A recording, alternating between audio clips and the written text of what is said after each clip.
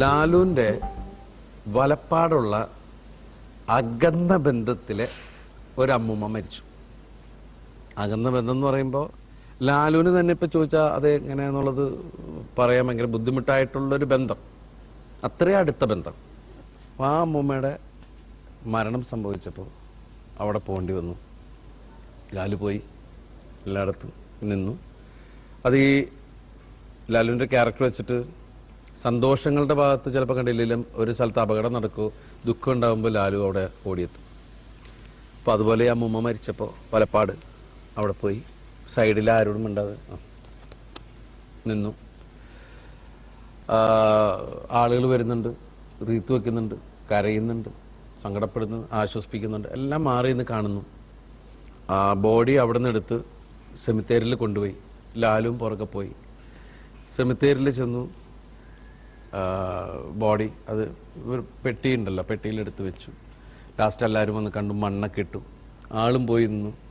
അപ്പോഴാണ് എല്ലാവരും കൂടി ബോഡി ഇറക്കിയതിന് ശേഷം സ്ലാബ് എടുത്ത് വെക്കുക. അത്ര നേരം കൈകെട്ടി എല്ലാം നോക്കിയിരുന്ന ആള് ചെന്നു. ആള് ചെന്നിട്ട് സ്ലാബ്, അവർ കുറച്ച് ആൾക്കാരെ കൂടി സ്ലാബ് എടുത്തിട്ട് ഇത് കവർ ചെയ്യണം. വെക്കണതും ലാലുവിൻ്റെ ഒരു കരച്ചിലാണ്, ഭയങ്കര കരച്ചില്.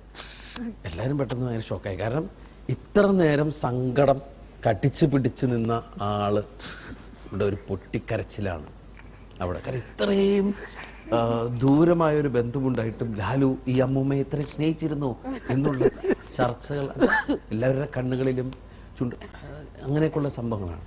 ലാലു എപ്പോഴും പൊട്ടിക്കരയുടെ കരയുന്നത്, പോണവരെപ്പോഴായാലും പോവില്ലേ, ഇതങ്ങനെ കളയാൻ പറ്റില്ല എന്നൊക്കെ പറഞ്ഞിട്ട് ഭയങ്കര. അത് കഴിഞ്ഞിട്ട് എന്താണെന്ന് നോക്കിയപ്പോഴാണ് അവരെല്ലാവരും പിടിച്ച് ലാലുവും പിടിച്ചു വെച്ച സ്ലാബ് ലാലുവിന്റെ തള്ളവരലിന്റെ മേളിൽ വെച്ചിട്ടാണ് സംഭവം ഫിക്സ് ചെയ്യാൻ പോകുന്നത്. ആ കരച്ചിലായിരുന്നു പാവം ലാലുവിൻ്റെത്.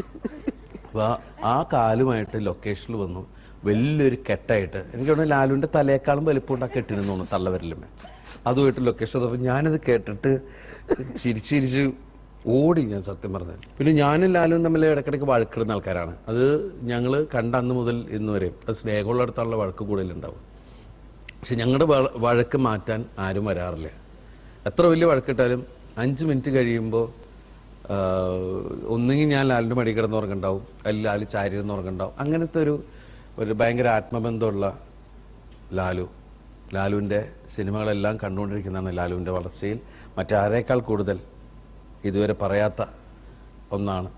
എനിക്ക് വളരെയധികം സന്തോഷമുണ്ട്. കാരണം എൻ്റെ വലിയൊരു വളർച്ച ആഗ്രഹിച്ച ആളാണ് എൻ്റെ ലാലപ്പൻ. എല്ലാവിധ ഐശ്വര്യങ്ങളും.